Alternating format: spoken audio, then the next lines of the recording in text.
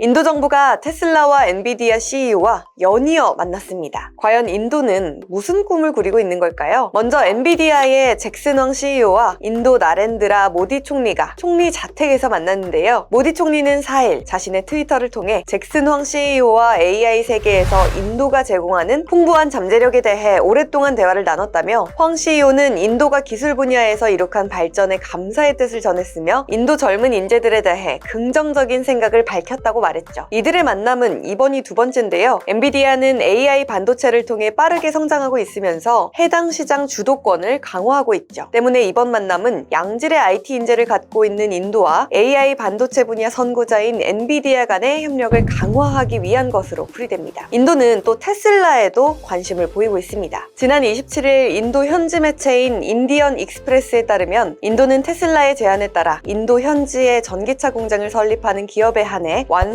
전기차 관세를 최대 15% 낮춰주는 것을 고려하고 있다고 전해졌습니다. 인도 정부 고위 관계자를 포함한 두 소식통은 현재는 4만 달러 이상의 자동차에 100%, 그 외 나머지에 70% 세금을 부과 중인데, 검토 중인 정책으로는 완성된 전기차를 15%까지 낮은 세금으로 인도에 수입할 수 있게 된다고 말했는데요. 이 정책이 채택되게 되면 테슬라 같은 글로벌 전기차 업체에게는 수입 전기차가 크게 저렴해지면서 인도 시장을 쉽게 공략할 수 있어 희소식이지만, 인도 국내 완성차 업체들에겐 악재가 되게 됩니다. 수입 전기차가 크게 싸질 수 있기 때문이죠. 인도는 전기차가 아직 전체 자동차 판매량의 2% 미만이지만요, 그만큼 빠르게 성장하고 있습니다. 인도가 이렇게 적극적으로 글로벌 기업들에게 러브콜을 보내고 있는 가운데 한국은 왜 이렇게 관심이 없나요? 조태현 기자가 정리했습니다. 오늘 볼 기사는 이겁니다. 최근 외신에서 굉장히 이름이 많이 거론되는 인도의 모디 총리와 엔비디아의 잭슨 황 CEO가 만났다는 내용이에요. 이 모디 총리, 나렌드라 다모다르다스 모디인데요. 인도의 14대 총리입니다. 지지율이 대단해요. 전 세계 주요 지도자 가운데서 가장 높은 지지율입니다. 지금도 80%에 육박하고 있거든요. 상당히 실리적인 외교를 통한 성과가 있다 보니까 높은 지지율이 유지된다고 볼 수 있겠습니다. 최근에 미국을 국빈 방문해서 어마어마한 환영을 받았거든요. 미중 갈등이라는 이런 특수한 듯 아니면은 일상적인 듯한 이런 상황이 이어지면서 확실한 위치를 잡아가는 분위기입니다. 이번에 엔비디아 CEO 만났다고 말씀을 드렸는데요. 이번이 두 번째 회동입니다. 모디만 만난 게 아니고요. 인도과학연구소 그리고 인도기술연구소 이런 연구원들도 만났다고 해요. 이런 글로벌 기업들이 인도 인력에도 관심을 가지는 배경은 조금 이따 더 자세하게 설명을 드리도록 하겠습니다. 인도가 각광받는 이유를 살펴봐야겠죠. 지정학적으로 한번 보겠습니다. 이건 코트라에서 나온 자료인데요. 인도는 여기에 있죠. 국경은 중국과 맞닿아 있습니다. 이 두 개의 거대한 국가가 동남아시아의 패권을 두고 굉장히 다툼을 이어가는 중이죠. 인도는 영국으로부터 독립을 한 이후에는 비동맹 중립국을 선언한 상태입니다. 그럼에도 중국과의 관계는 상당히 안 좋다라고 보면 되겠고요. 반대로 미국과의 관계는 상당히 좋은 편입니다. 자본주의나 공산주의 양쪽에 다 속하지 않은 삼지대를 표방을 하고 있으니까 이쪽에 치우친 건 아니지만요. 그래도 좋은 관계를 유지를 하고 있고요. 여기에 동남아시아에 있는 많은 국가들, 이 나라들과도 대체로 관계가 좋아요. 경제 강국이라고 하면은 인도네시아를 꼽을 수 있을 텐데요. 여기랑도 좋은 관계를 유지를 하고 있고요. 교육도 많이 하고 있습니다. 유럽과의 관계를 보면요. 영국의 식민 지배를 받았으면서도 그렇게까지 나쁜 사이는 아니에요. 우리나라나 일본의 관계와는 상당히 다르다고 볼 수 있고요. 다른 유럽 국가들과의 관계도 좋은데 눈에 띄는 거는 러시아와의 관계입니다. 중국과는 관계가 안 좋은데 러시아랑은 우호적인 관계를 유지를 하고 있어요. 그러니까 지금 러시아와 중국은 미국에 대해서는 같은 입장을 가지고 있지만 인도와 관련해서는 완전히 다른 입장을 가지고 있다. 이런 입장을 계속 유지하고 있다라고 보시면 되겠습니다. 결론적으로는 인도는 중국과 파키스탄 정도를 제외하면 우호적인 관계를 폭넓게 유지하고 있다라고 보시면 되겠습니다. 이런 외교 상황 속에 경제적인 성장의 가능성, 이것도 대단히 크다는 게 대체적인 평가입니다. 지금 인도의 GDP 규모가 세계 5위 수준이거든요. 미국이나 중국보다는 작은 편이지만 그래도 우리나라에는 2배를 넘어서는 수준입니다. 그런데 인도의 인구는 우리나라의 27.6배, 거의 28배나 되죠.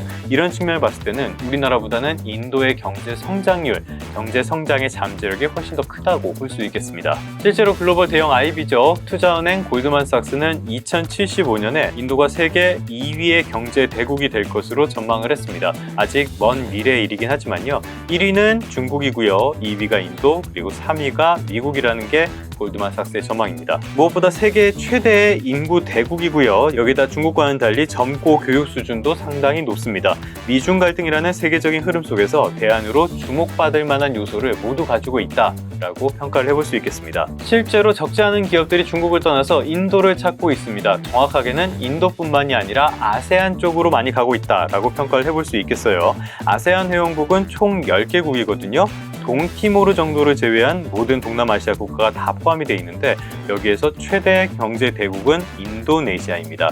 여기가 GDP 순위가 가장 높아요. 실제로 아시아 지역에서 다국적 기업의 투자 흐름을 한번 보시죠. 이쪽에 보면은 동아시아 쪽에서는 투자가 줄어들고 있고요. 반대로 동남아시아, 남아시아 이런 데에는 투자가 늘어나는 모습을 볼 수가 있습니다. 그런데 제조업만 놓고 봤을 때 동아시아에서 임금이 높은 우리나라나 일본 쪽에 투자할 기업은 없다고 봐야겠죠. 사실상 중국에서 자본이 빠져나오는 흐름이라고 볼 수 있겠습니다. 대표적인 게 우리에게도 유명한 폭스콘인데요. 애플의 최대 협력 업체이기도 하죠. 세계 최대의 위탁 생산 기업입니다. EMS라고 불러요. 이런 회사인데 여기에 창업자가 철저한 친중파입니다. 이렇게 설립자가 친중 성향을 보임에도 불구하고 최근에 일부 생산 라인을 베트남으로 이전을 했습니다. 애플이 미중 무역 갈등을 우려해서 이렇게 이전을 요구를 했거든요. 그 외에도 인도에 대한 투자도 확대하고 있다고 해요. 국내 기업들도 마찬가지입니다. 여기 보시면 삼성전자, 지금 스마트폰 공장 중국 공장을 폐쇄를 했고요. 그 외에 가전 라인 같은 것들도 베트남, 인도, 멕시코 같은 곳으로 옮겼다고 해요. LG전자는 오프라인 가전 매장에서 중국에서 철수를 했고요. 일부 온라인 판매 채널만 유지하고 있다고 합니다. 그러면 왜 중국에서 철수를 하냐? 밑에 내려보면 이유가 나옵니다. 가장 큰 이유는 여기 나온 것처럼 생산 원가 상승입니다. 무슨 이야기냐면은 인건비가 올라가지고 노동 집약적인 산업 같은 것들을 중국에서 굳이 유지할 이유가 없어졌다. 그 다음에 당국이 환경 정책에도 좀 신경을 쓰는 추세거든요. 그러다 보니까 고위험, 고오염 이런 산업들을 중국에서 굳이 유지할 필요가 없어졌다는 뜻이기도 합니다. 그 외에 다른 이유들도 있지만은 생산 원가 상승이 가장 큰 영향을 미쳤다라고 볼 수 있겠죠. 자연스럽게 인도와 아세안이 그 대안으로 떠오르고 있는 겁니다. 요거는 KB증권에서 나온 자료인데요. 여기에 보면은 인도 경제의 경쟁력으로 저임금, 아직까지 중국만큼 인건비가 올라오지 않았다는 거예요. 그리고 어마어마한 시장, 말씀드렸다시피 세계에서 가장 큰 인구 대국입니다. 이렇게 엄청난 소비 시장이 만들어질 가능성, 거기다가 전체 인구의 60%가 중산층으로 형성될 것이라는 거. 결국에 소비는 중산층들이 많이 해줘야 되죠. 그리고 인도 정부의 제조업 육성 정책, 이런 것들이 굉장히 강한 게 인도 경제의 장점으로 꼽았습니다. 여기까지 보면은 중국의 고성장기와 그렇게 다를 건 없어 보이는데요. 차이점도 있습니다. 더 좋은 점들, 경쟁력이 더 있을 것으로 보이는 점은 여성 노동자의 경제적 기여도가 지금은 낮지만 잠재력이 매우 높다는 점, 그리고 국가가 주도하는 게 아니라 유연성과 효율성을 중요시하는 민간 기업이 성장을 주도하고 있다는 점, 이거는 굉장히 중요할 수 있어요. 그리고 영어가 잘 통하는 고급 인력이 많다는 점들, 이런 점을 중국과는 다른 차별점으로 꼽았습니다. 그러니까 중국처럼 빠르게 성장을 하지만 중국과는 다르게 훨씬 더 건전하게 성장할 여지가 있다는 뜻이에요. 물론 제조업과 관련한 인프라가 아직 낙후되어 있기 때문에 이런 문제로 단기간에 생산 시설을 중국이 아닌 다 인도로 옮긴다, 이런 거는 어려울 겁니다.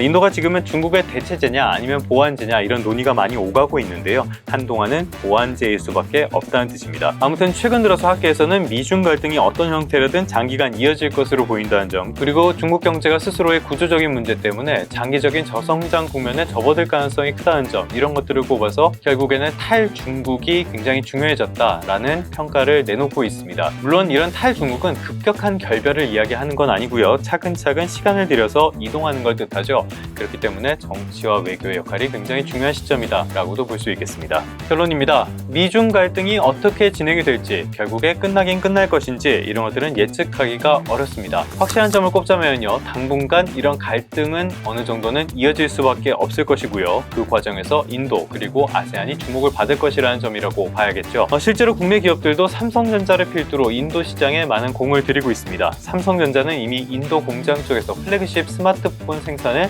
늘려가는 추세이기도 하고요. 또 그리고 현대자동차 인도 시장에서 점유율 2위를 기록하고 있는데요.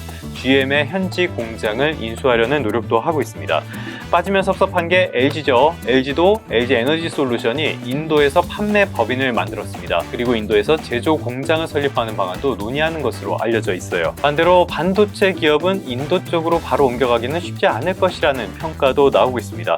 반도체는 소비자들에게 직접 파는 제품이 아니잖아요. 현지 생산의 필요성이 상대적으로 작은 편인데 아무래도 반도체 공장이라는 건 부지도 있어야 되지만 그런 공장을 관리할 숙련된 전문 인력도 필요하기 때문에 굳이 인도로 갈 메리트가 없다는 뜻입니다. 이렇게 놓쳐서 안 되는 세계 산업의 흐름들 저희 더구루랑 같이 짚어보도록 하시죠. 그러면 성공 투자하시고요. 다음 시간에 다시 찾아뵙도록 하겠습니다.